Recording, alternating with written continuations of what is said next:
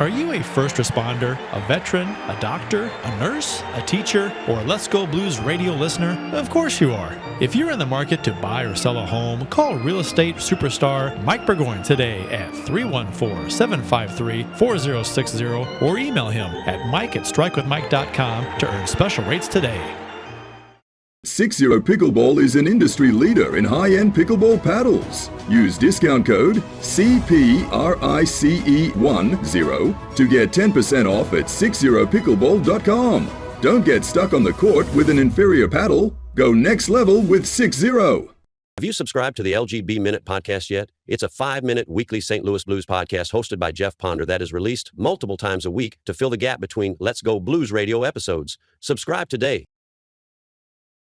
So awesome, so handsome, so smart, you'll agree. Curt, Jeff, and Bill are on TV. It's radio on TV. Oh yeah, it's radio on TV. From St. Louis, I'm Jeff Ponder, and this is Let's Go Blues Radio, the original and longest-lasting blues hockey podcast. This is the last episode of Season 14. That's the 47th episode of this season and the 528th episode of all time. Support for Let's Go Blues Radio is brought to you in part by Mike Burgoyne of Real Brokerage Realty. Check out strikewithmike.com and get started selling your current home or buying a new home today. On today's show, our friend Jeremy Rutherford from The Athletic stops by and we discuss what we've seen so far from training camp and preseason, as well as other news around the St. Louis Blues. We also play a little game with Jeremy, which was quite the surprise to him. Make sure if you are watching us on Intrigue TV to start catching us throughout the season, as specials are coming for those of you who watch on Intrigue TV. That's channel 20.1 if you're in range here in the St. Louis area. Again, it's mostly west of St. Louis, so West County-ish, maybe even like Bridgeton area and Florissant, things like that. If you're in that area, catch us on Intrigue TV 8 to 11 on Saturday mornings, and we're going to start having some specials that'll pop up on screen for you, probably starting next week with our season preview show, which that's excitement in itself right there. Season 15 of Let's Go Blues Radio starts up. That's exciting for me, Curt, and Bill. What's exciting for you is that means it's our season preview show. So make sure you tune in next week. Right now, the plan is to record on Wednesday, and we will be doing it live. F it, right? We'll be going live, so it'll be at probably about 9:30 Wednesday night, St. Louis time.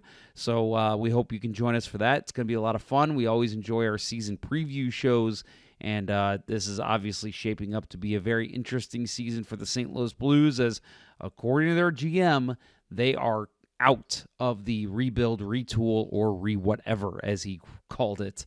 So very exciting that we're at this point here, but also very exciting our friend Jeremy Rutherford has joined the show again. This is, 6,000th time on the show. I don't even know. He's been on so many times.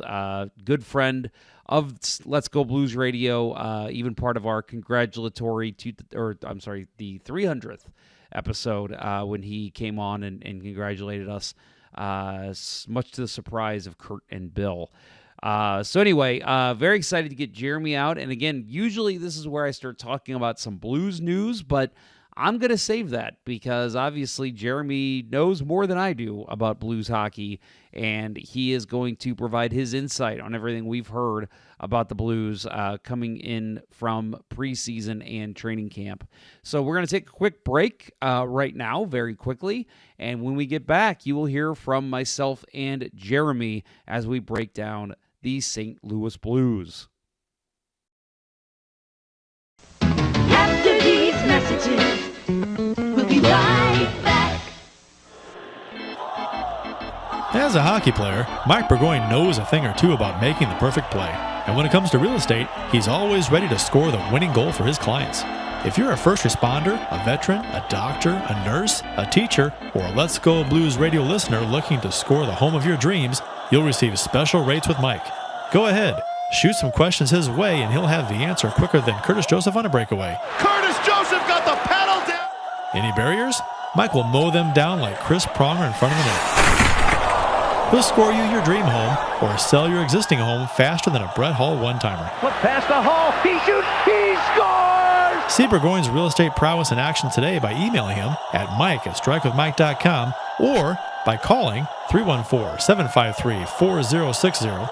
That email again is mike@strikewithmike.com, and that phone number is 314-753-4060. Getting Mike Burgoyne on your team will be the boost your power play needs. The battle for the top spot in the league is on the line.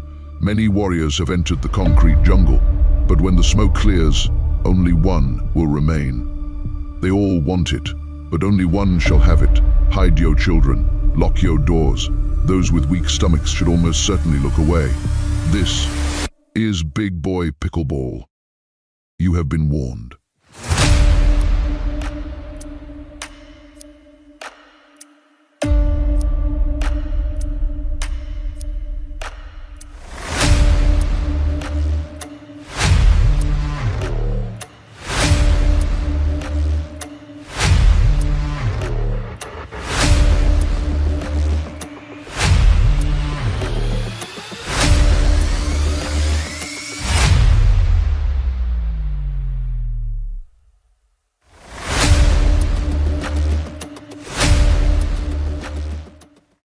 Already know that you love hockey, and you obviously already love the Let's Go Blues Radio podcast, but what about filling the gap between weekly Let's Go Blues Radio episodes? That's where the LGB Minute comes in. Hosted by Jeff Ponder, the LGB Minute is an entertaining, down and dirty, 5-minute St. Louis Blues podcast released multiple times a week to keep you informed of all things St. Louis Blues. So make sure to subscribe to the LGB Minute anywhere you listen to podcasts, like right now. Do it now. Just click subscribe. It's easy. Please. Now. And now, back to Let's Go Blues Radio, the longest running St. Louis Blues podcast with Price, Ponder, and Day.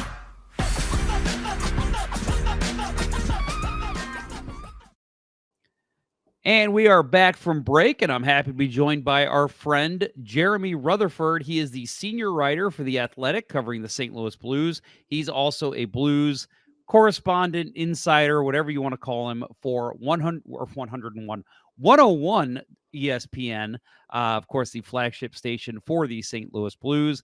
Jeremy, this is like your 9th time coming on. We'll have your jacket for you next time, I promise. But thank you very much for coming on the show. Oh, anytime, Jeff. Yeah. Congratulations on all the continued success.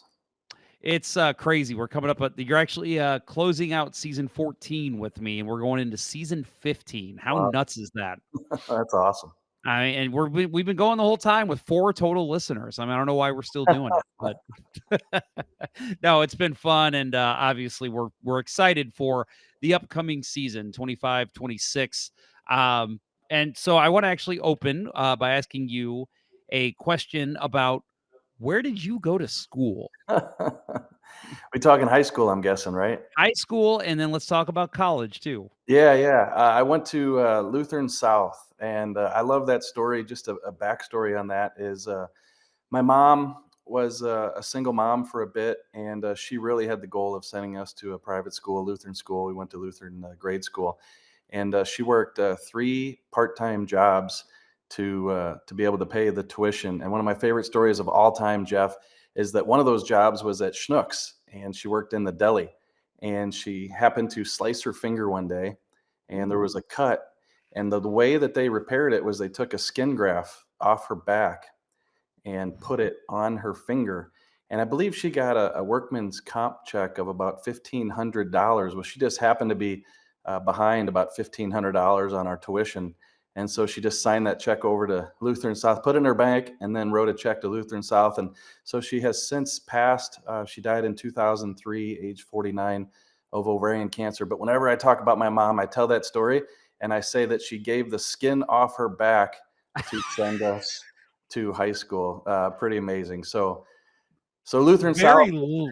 very literal. That's amazing. Yeah, What a literally wonderful woman. off her back. So Lutheran South, and then kind of a little interesting story on college is all my friends were going to Mizzou back in the 90s, and of course it's a great journalism school. I knew that I wanted to be a journalist.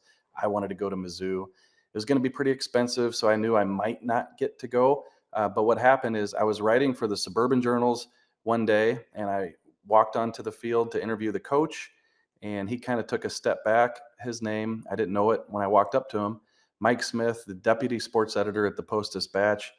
He asked me, "What are your plans?" And I said, I was going to go to Mizzou. And he said, "Well, if you go to Mizzou, there's nothing I can do for you here in St. Louis. But if you decide to go to UMSL or anywhere local, we can get you started covering high school sports." So I skipped out on Mizzou and went to UMSL, got up to about 100 hours, did not finish. And little funny story, they were offering online courses. Now today, right, online courses are everywhere. You can probably take your whole degree online, right? Well, at the time in the 90s, there were like 4 classes at UMSL that you could take online. And I think I took them all. And I was like, well, if they have some more, I'll finish my degree. But they didn't have any more. That was it.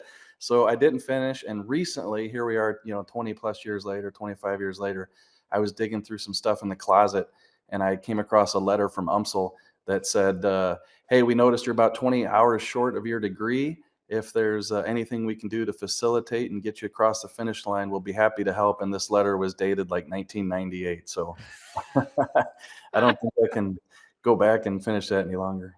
Wow, I did not realize. So you did not graduate college. I just figured you did. Yeah, What no, a it didn't. success. Yeah, and then I think it was I got hired on at the Post-Dispatch. It was 1998, and I think they said, "Hey, look, we know you don't have a degree. You've obviously shown that you can do the job.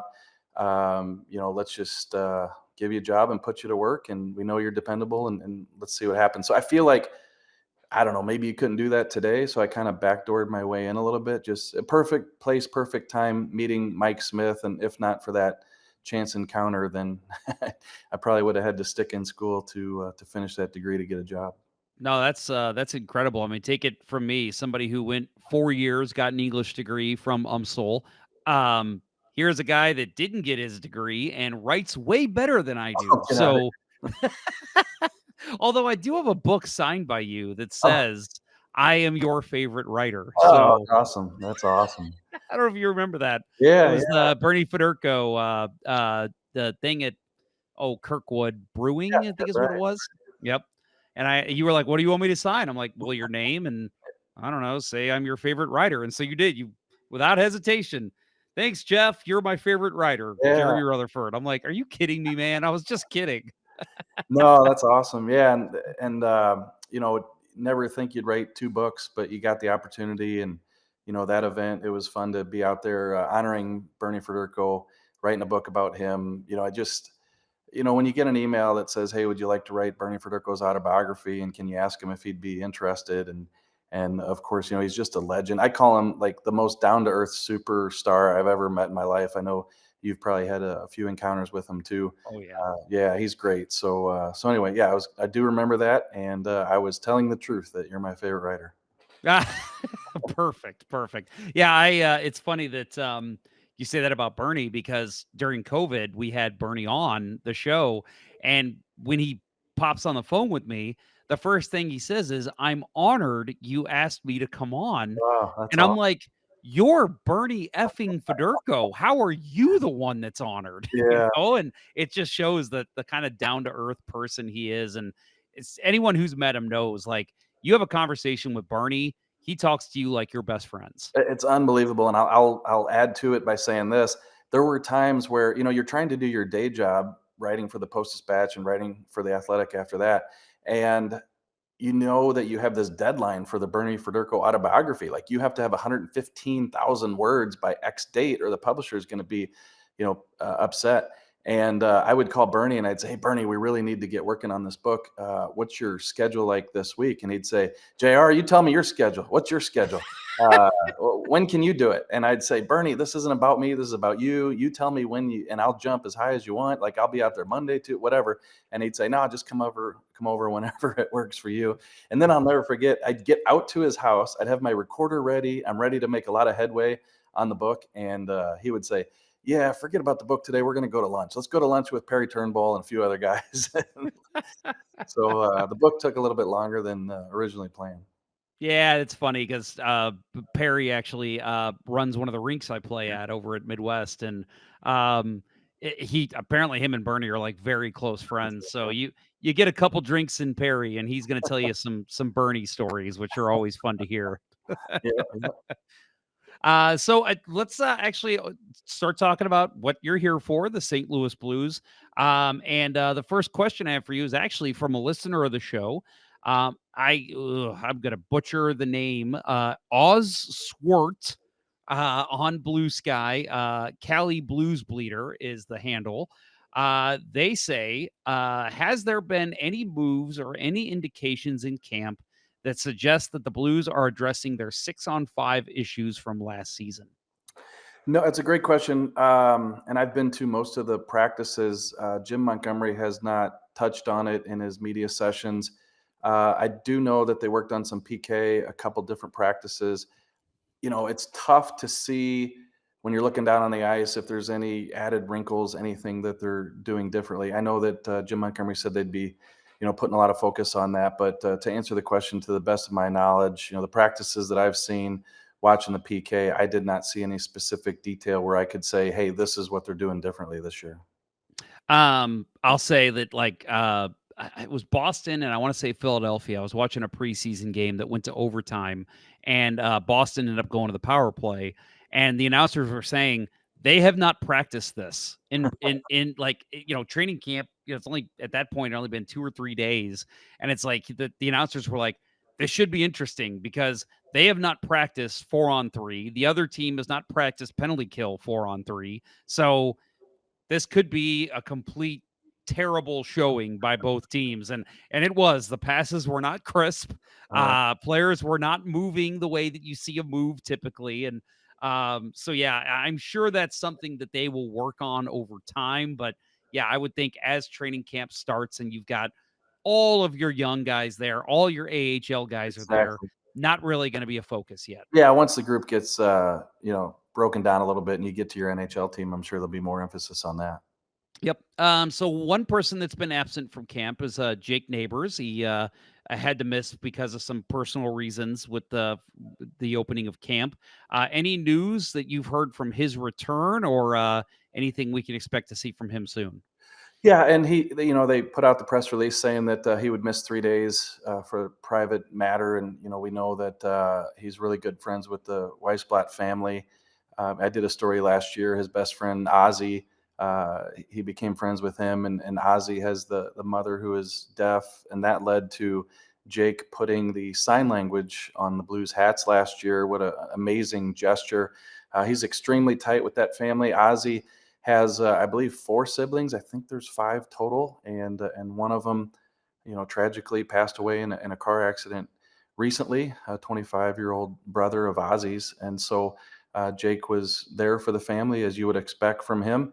And now he's back. The media hasn't had a chance to talk to him. They said they wanted to give him a few more days after he got back, so we haven't had a chance to speak with Jake, but I did see him in the locker room, and as far as on the ice, he's skating in what you'd call the third line with Braden Shen in the middle. I wrote about that. I'm sure we'll get into that at some point, but Braden Shen, Pius Suter, who's going to play second line, who's going to play third, that's yet to be determined, but looks like Jake's going to start out left wing on the third line. And the comment, just giving you some sort of insight here is Jim Montgomery said he didn't look behind anybody. He didn't look like he was playing catch up on anybody. And, kind of to be expected. He's been in St. Louis for a long time, skating with the guys and just missed a couple days. So I would expect that as soon as we can talk to Jake, we'll hear that he feels good and he's ready to get the season going. Yeah, I mean he's a competitor. He's that type of guy that there was a couple games I went to last year where he was the last one off the ice for the opening skate, and Just a guy that battles, and you got to imagine, all summer he's ready for this. Whatever happened. It's like, well, I got to take a break from it. I got to move on. But it's like, when I get back, I'm going to be ready. And Yeah. it's no surprise that Jake Neighbours is ready to battle. Yep. Just mature beyond his years. You talk to him, and it's like you're talking to a 10-year veteran. He really does have a chance one day.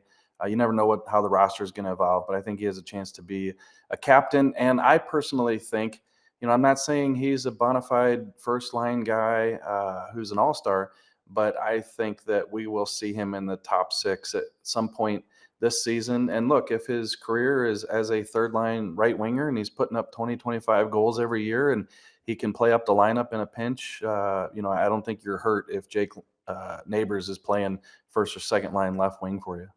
Kind of reminds me of a modern day Jeff Courtnall. Jeff was, a heck of a guy that would run anyone he could. The game has obviously changed and evolved, but I think if Jeff Courtnall were to come up today, we'd see him be a player like Jake Neighbours. Yeah, and when you say run, he can't help but think run Jamie Storr. That's right. In That's LA. right. Yeah, I'll never forget. John O'Donnell hated him for that. I wrote a story about that years and years, obviously, after it happened. And I'll never forget Kelly Chase was going to be with Jeff Courtnall. And he said, just give me a call. And I'm playing golf with Jeff. And I'll give Jeff the phone and he can do the interview with you. And so I'm asking Jeff about, hey, I've heard that you told your teammates in the locker room that you're going to run Jamie Storr the next period. And he goes, no, I didn't do that. No, it was just in the moment. I just did what I did. And that's what happened. And so anyway, he gives the phone back to Chaser and Chaser goes, well, I guess he's not going to tell you the truth. I told him NHL Department of Player Safety isn't going to come at you 20 years later, but I guess he's still giving you the same BS that he's been giving everybody. Yeah, that'd be a heck of a story. The NHL Department of Player Safety has suspended Jeff Courtnall retroactive to 1996. Right. So upcoming preseason. Preseason's been odd already for the Blues. They had the back-to-back games last weekend. Week off. Now they're back in action this Saturday at home against the Blackhawks. And then again, next Tuesday, they play the Dallas Stars and then wrap up preseason next week with the Senators and the Blackhawks again. So just from your insight, being around Doug Armstrong, being around Jim Montgomery and past coaches like Craig Berube, going into these last 4 preseason games, what are the coaches looking for? And, what are you kind of expecting to see from in terms of the lineup and guys that are maybe have a target on their back from the coaching staff? Is this a guy we should watch, or is this guy getting close to getting sent down? Yeah, you're right. It feels like it's the off season again with a week in between preseason games. And so there's just 6 of them this year. There's been 7, 8 in the past. And then next year they'll cut down to 4. So you're going to have fewer opportunities. Blues 0-1-1 in the 2 games so far. There's been a couple players that look pretty good. Justin Carbonneau being one of them. Logan Mailloux being another one. I think these last 4 games, they're going to continue to watch this 3rd and 4th line battle, like in terms of, does Matthew Joseph do enough that they can start him on the right wing 3rd line opening night against the Minnesota Wild? So if he can't, does Nick Bukestad move from center to the wing?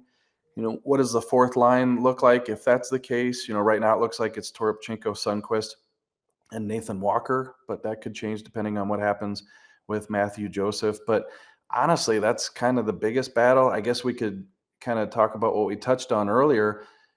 The second line center, is it going to be Braden Shen? Is it going to be Pius Suter?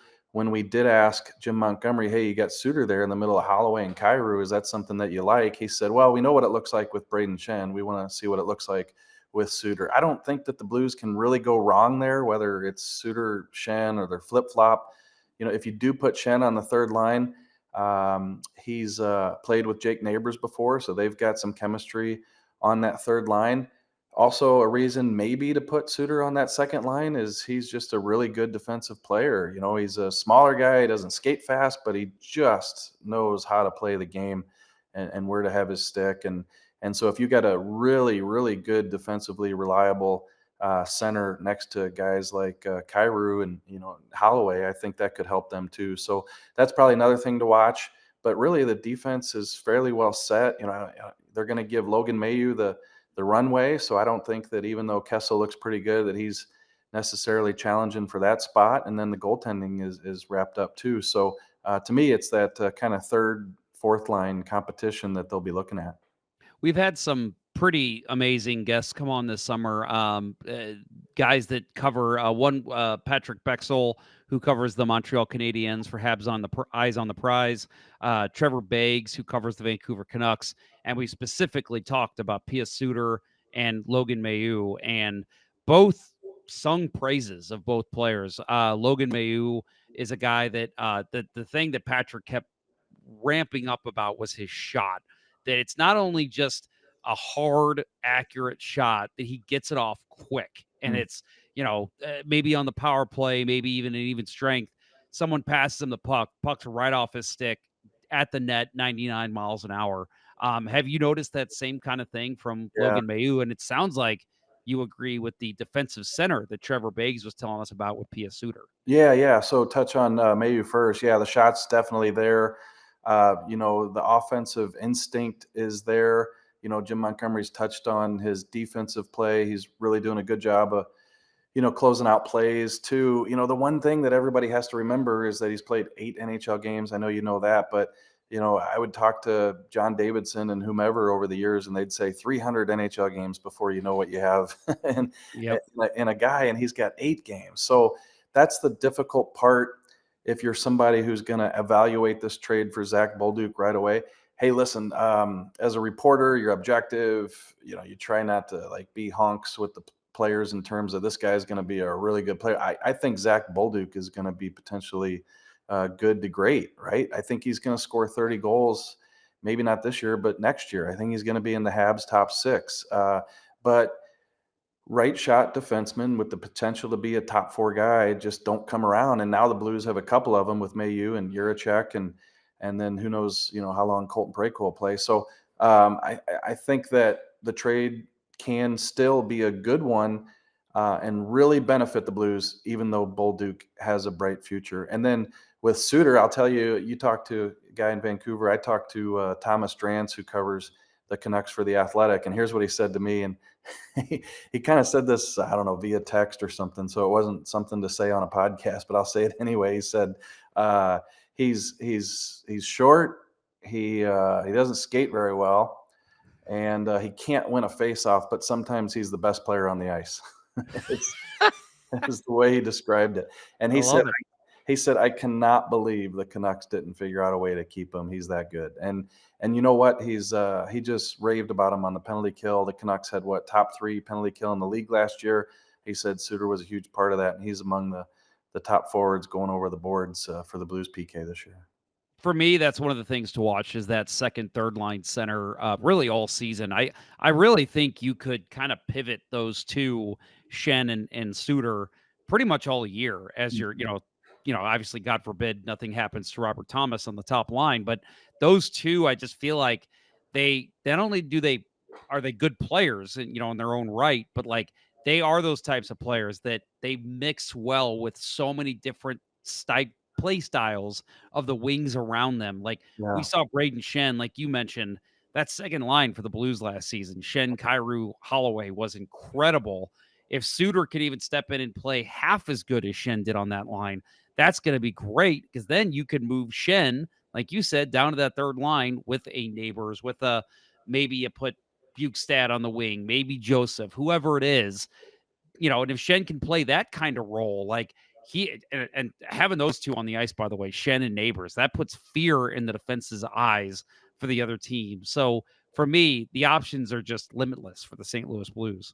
Yeah, and just add one more quick thing is if Schenn stays where he was last year and plays between Holloway and Kyrou, to me, that could be a benefit to the Blues, because you're probably getting the best Braden Schenn possible. Like a couple years ago, they didn't have good wings with him, and his production was down, and everybody was writing him off, saying, "Hey, he's on the back nine, and you're gonna regret the last few years of this contract." And and then last year you put some good wingers around him. And when I say put wingers around him, I know Jordan Kyrou was with him before, but this is a different Jordan Kyrou who's not a minus 38. He's a plus 21. And so when you have good wingers around Braden Shen and you get the most out of him in that second line spot, well, then now you really got some depth with Suter on the second line. So, I just think that the best case scenario for the Blues is that Braden Shen and Holloway and Kyrou can recreate that chemistry that we saw from them last year. I agree. So again, talking about the Athletic, just wanted to ask you right now. You've got a really awesome story up on Torrey Krug. For those of you who haven't read it yet, please go check it out. You've also got you've been cranking out other stuff. Obviously, training camp, preseason stuff going on. What can people expect from you coming from the Athletic in the coming weeks? Yeah, a couple things. That was so much fun to talk to Torrey Krug. Gosh, I'm guilty of it too. When you write about a guy over the years and you're critical, it's tough because it's your job, right? But you know that the guy's trying, and there's sometimes circumstances beyond their control that lead to, maybe them playing not as well as they want to play. But you see the way his career ends, and you just feel for him. I talked to his family too, and same thing. And so to be able to get his story out and humanize him, and people respond accordingly, that was a fun story to write. Then we have Dom's season preview. I'm not going to say his last name. I've worked with him for 8 years, and I still don't know how to pronounce his last name. Do you want to know? Do you want to know what we call him? What do you call him there? We call him Don. Lissa's not going to work here anymore. Yeah, I can't do it. So real quick story on that is his season preview is coming out tomorrow. I don't think I already told you the point total that he's projected for the Blues. You told me off air, so I don't know if you want to mention it. Okay, I can say it. He's got him projected. I think it's 90.5. Which here's the funny part. So I was at a athletic meeting in New York a couple weeks ago, and there was an after party, and it was just 30 athletic NHL writers at this restaurant. And Dom came up to me and he said, "Hey, the preview's coming out." And I said, "Okay." And he said, "They're not going to be happy, Blues fans." And I said, "Dom, why would we change anything now? That's." and so anyway, he said, "Just be ready to react to it." He said, "So I know sometimes you write a reactionary piece, to what I write. So just get your fingers ready to write that one." So to answer your question, Dom's preview comes out tomorrow, and I think my reaction piece will be up Saturday. Also, sometimes I know we get criticized for this at The Athletic, but we live in fantasy land, and with some of the stories, and we got one coming out, I think Saturday, where we look at where could Connor McDavid go if he did not re-sign with Edmonton. And I think early next week, I'm going to write a piece. And again, I know it's far-fetched. I know he probably signs with Edmonton. If he doesn't, maybe he goes to, another bigger market in the States. But I'm going to look at could it work for the Blues, and if so, how? Again, fantasy land piece, but sometimes those are fun. And then, hey, listen, we got a new CBA, Jeff. So there's some new rules in it. Players are going to be able to dress casually. They don't have to wear the suit to the rink. So I'm going to go through the locker room and interview the guys and ask them who they think is going to be the best dressed guy coming to the rink and who's going to dress the most casually. So those are a few of the stories that are coming up in the near future. That is something that I weirdly enjoy, is like when you see like the WNBA, the way they walk in, what they're dressed like and what they're wearing. I'm like, that is really cool to see. And I'm like, God, the NHL's so buttoned down with the suits. Right. So happy they changed that. I'm looking forward to that too. Imagine a guy like PK Subban if he was still playing. What would he be wearing? Like something crazy, for sure, especially for big games. Yeah, well, I'll tell you what. I have a 16-year-old daughter, and not just her, but her friends too. If these players come in the sweatpants and the Crocs, I don't know what we're getting ourselves into here with allowing these guys to dress however they want to, but I guess we'll find out. We will. And by the way, Dom, we have talked a lot of guff about him on this show. So we always say he is clearly not a fan of the St. Louis Blues. So I'm glad to see you're giving it to him too. Yeah, yeah, and he expects it, and I might give it to him. I haven't written the article yet, but I might give it to him with this one here. People always say you have to stick up for your buddy Dom, and listen, Dom doesn't care if you criticize him. So we'll see, what we can put together for Saturday. If there's one thing I learned about working in this industry for a couple of years there, you have to have a backbone. Oh, And for I'm sure. sure Dom has the strongest backbone you can imagine. Yeah. Okay, so real quick before I let you go, I did want to play a game with you, and this is Uh-oh. all going to be new to you. So this is going to be fun. So you mentioned that you went to UMSL. Mhm. Famous alumni from UMSL include Dan McLaughlin, Yeah. former Governor Bob Holden, the office's Phyllis Smith, and as well as Let's Go Blues Radio's Jeff Yeah, I Ponder, was by gonna the way. say you. Yeah, yeah. Is I've very Frank Cusimano in there too? Oh, that's right. Frank went there. I forgot about that. Yeah. So I'm a proud UMSL alum, graduated from there, and just very proud of the work I did there, and you should be too, because you were a news editor for the Current, which is their school newspaper. Yeah. And I don't know if you know where I'm going with this. So Uh-oh. we're gonna play a game, and we're gonna call it "Did You Write This Headline?" And I went through the archives of Oh the my goodness. Current, and I'm going to ask you if you wrote the feature story with this headline for each one. So let's see how good your memory Yeah, is. hey, and before you start, so I did some news stories for the Current, and I did some sports stories. I think when I started writing for the Suburban Journals or the Post-Dispatch, I can't remember.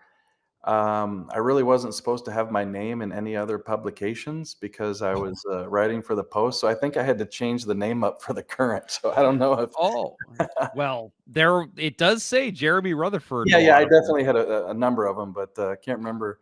I What was other, to say, what are some of your false names? Do you some other remember? alias. Yeah, I don't know, 30 years ago. But Well, if we'll they say see, my name, because then I wrote them. I have the writers of the ones you did not write. So we'll have to see if maybe you actually did write those. Okay. All right. So you ready for the first Yeah, yeah, one? let's do it.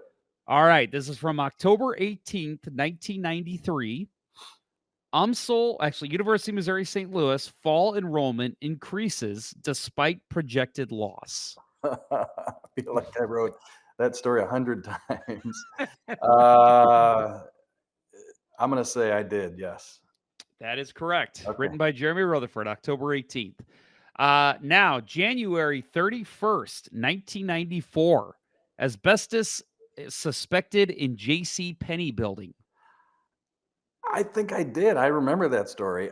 When I say I remember it, I'm not saying I wrote it, but that's going to be my guess. Yes, but I do remember UMSL having an asbestos problem, and whether I edited the story or helped the writer or whatever, I can't remember if I wrote it, but I'm going to say yes. So, yeah, quick side note.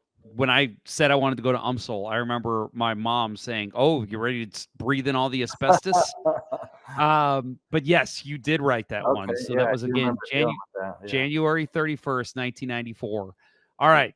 Let's move on to number 3. The All right. state of race relations is University of Missouri St. Louis a racist campus? And that was on October 18th, 1993. I don't recall that one. I'm going to say no. And I will say this, like, there's issues on all campuses. I think at the time that's one of the reasons why I wanted to be a sports writer, because I knew that I was going to a game where, it was 4 quarters or 3 periods or what have you. And gosh, back then in the 90s, I don't know that I wanted to tackle issues that were definitely deserving and needed to be brought to light, and those voices needed to be heard. But I don't think I was confident enough in my ability at that point to write stories like that. So I'm going to say no. You did not write that. That was written by Dana Cook. Yeah, I remember the name. Yeah. So there you go. I wasn't sure if you remember any of your colleagues, but Yeah. that was a Dana Cook story. Okay. Excuse me. All right, next one. So you are 3 for 3. So All right. keep it up. Next one. Ken Housley lead Blues to Stanley Cup. And that's from October 18th, 1993. 93. There. Now, is this is all with the current, or is this? This is all with the current. Okay. I was like, because I helped out with some blues stuff every once in a while. I don't think that I remember writing that story. So if I did, it'd be a surprise to me. I'm going to say no. You did not write that, and that was by Pete. This is a hard name to say. Yep. Dick Crispino. Yep. Dick Crispino. There you go. Yep. There you go. So, yep, you did not write that one. That is 4 for 4. So, number 5. This is from February 14th, 1994. Professor takes hand in fighting juvenile crime. This seems like another one where I didn't feel confident enough. I think this might be the first one I get wrong, but I'm going to say no. You did write that one. I did write it. Okay. Yeah. Right. Well, look, by the way, I have links to all these if you want to see them. I probably have the paper back in a tote here. Yeah, you're probably like me. I've got a huge filing cabinet right here that literally has everything I've ever written. Yeah. My wife's like, "What are you going to do with all that?" I'm like, "I don't know." If this house ever catches on fire, it's gonna burn because mine too. Newspaper here. Yeah, I do have my first article I ever wrote at the Post-Dispatch. It's just around the corner here, but it was on a Eureka High School wide receiver, Wayne Ross. And just a quick story on that one is, the machines where you put the quarters in, you pull down, and you get the paper out. Well, I knew that the article was going to run the next morning, and so I got like $10 worth of quarters and went to the closest machine. And I'll never forget this. I put in 50 cents or whatever it was, opened it, grabbed one paper, shut it, put 50 cents in, grabbed one paper, shut it.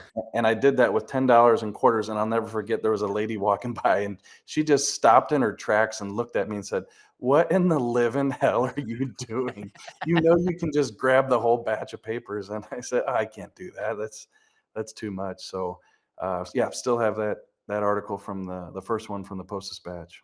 Let's see. I don't know if you'll be able to see it here, but if I pan my camera over there, that weird one with the brown frame. Yeah. That's the first thing I ever wrote for KSDK. Oh wow. That's great. Yep, I've got that up as well. So yeah, Awesome. I've got some print stuff, but that one meant a lot to me. I was like, oh, a news station actually cares what I have to say about the St. Louis Blues. Oh, that's awesome. And it's addressing concerns from St. Louis Bluesers. And I remember we had a bunch of people write in. I answered a bunch of their questions about, are the Blues going to acquire Ryan Miller? And it was like, no, of course not. Yeah. I've had a million of those, yeah.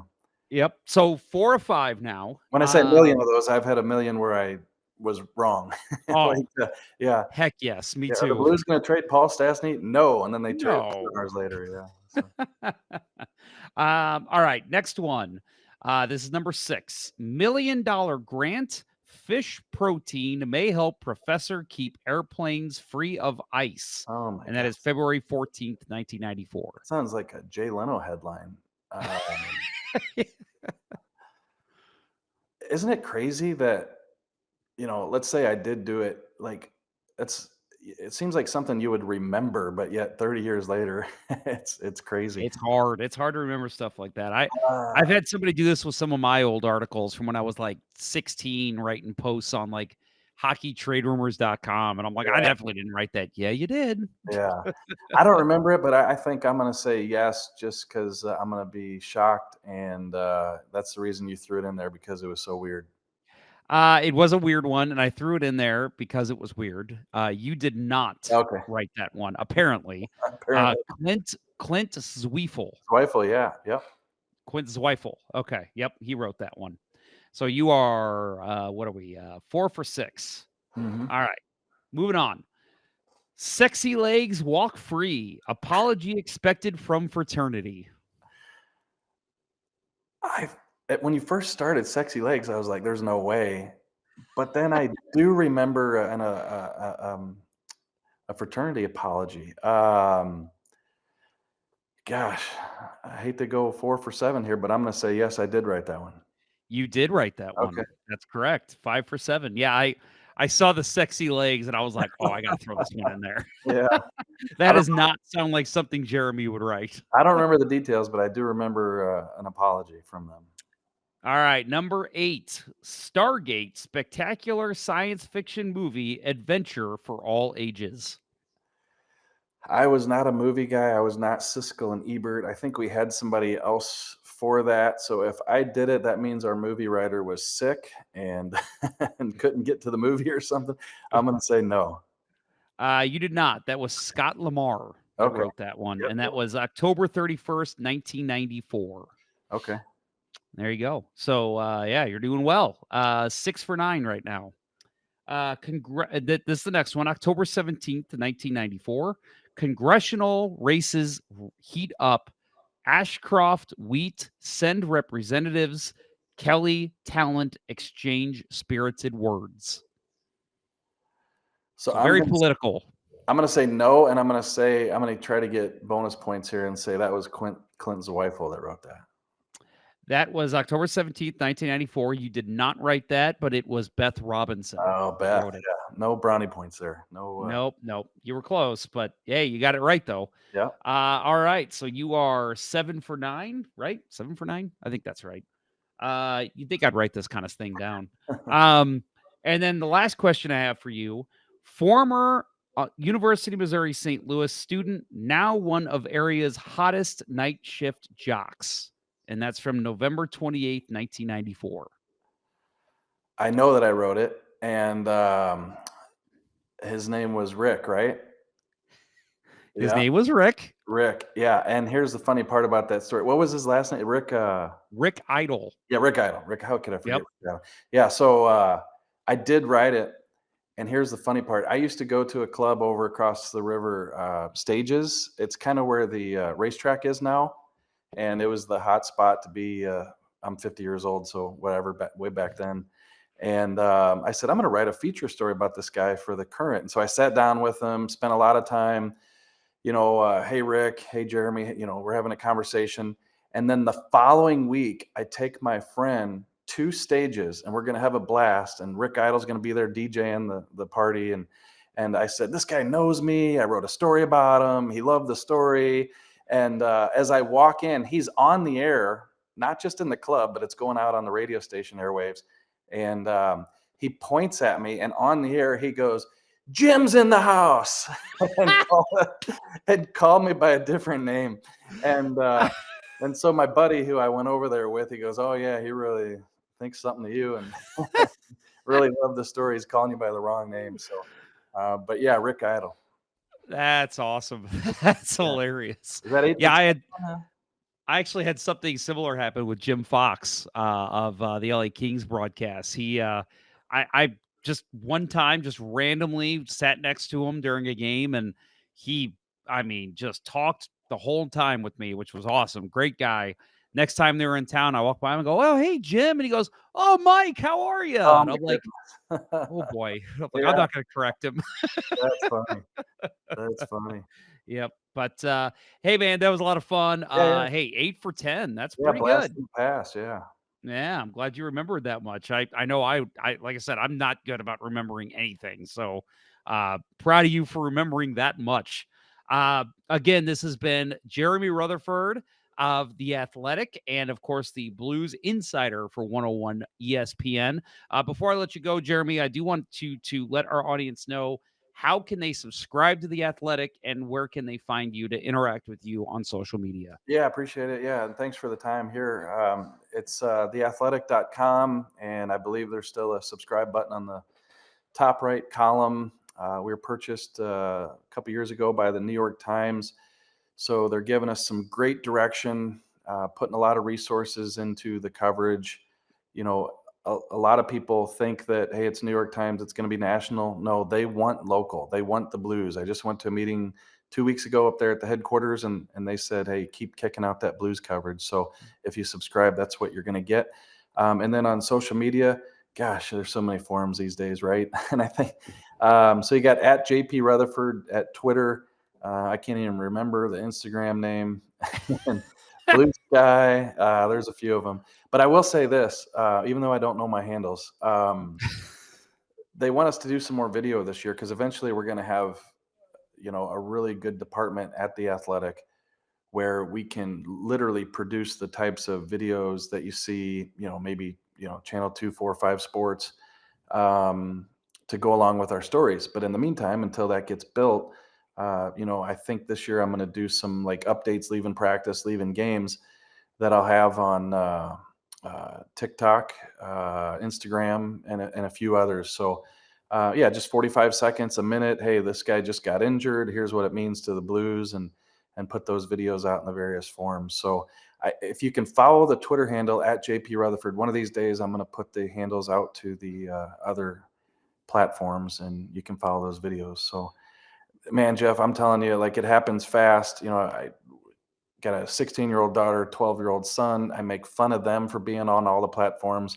and then they hear that I'm doing this and they give me trouble. So, Yep, I hear you. So my niece is insistent that I have to join TikTok.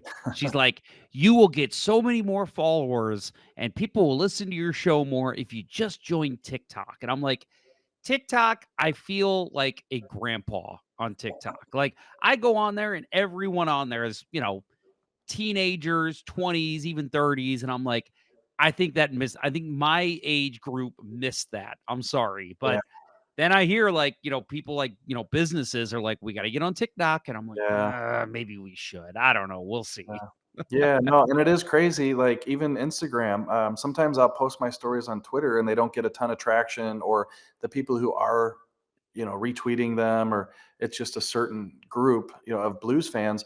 Whereas, gosh, you put anything on Instagram and it's just like, anybody 10 years old to, 30, 35 years old is just sharing it, checking it out, so on and so forth. So, yeah, I definitely don't want to become one of those guys that you just dismiss it because it was after my generation, because these definitely are some good vehicles to get the workout that you spend so much time on. Yep. Well, Jeremy, it's always a blast having you on. I really want to say that you are one of my favorite writers, and always love following you. And I don't just say that because you and I are friends, best friends. I don't know if you want to go that far, but we can talk about it after the show. No, I really do enjoy your work, and I know a lot of Blues fans appreciate all that you do. So I just want to say thank you for all your hard work, and please go to The Athletic, folks. Subscribe, check out Jeremy's work. Again, not just Jeremy, team full of excellent NHL and writers from other leagues too. I mean, Katie Wu. Yeah, except Dom. But no, plenty of great stuff at The Athletic. Jeremy, thank you for coming on. That is Jeremy Rutherford from The Athletic, and for the 101 ESPN as well, and also formerly of the UMSL Current. That's awesome. Yep. Thanks for coming on, Jeremy. Really appreciate it. Anytime, buddy. Well, I again want to thank Jeremy for coming on again. Awesome always having him on, and it's great to call him an actual friend of the show. Next week will be the premiere of Season 15 as we preview the upcoming 2025-2026 season. We finally made it. Summer's over. We're in autumn, and hockey season is here, folks. That's what I always say is the best part about football season. We're 3 weeks into the NFL season, and I always say best part is that means hockey's right around the corner, and here we are. Support for Let's Go Blues Radio is brought to you in part by Mike Burgoyne from Real Brokerage Realty. Email him at mike@strikewithmike.com or visit strikewithmike.com today for all of your home buying and selling needs.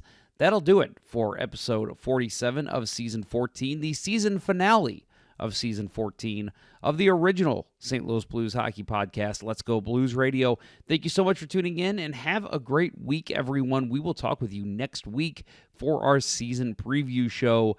For Curt Price and Bill Day, as well as Jeremy Rutherford of The Athletic, I'm Jeff Ponder, and I will talk with you next week. This was Let's Go Blues Radio. Until next time, everyone, let's go Blues.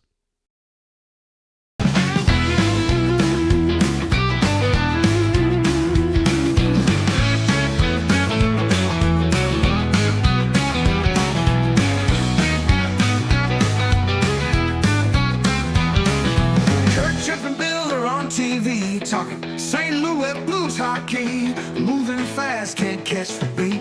Skates on fire, ice on the feet. Curt Jeffenbill.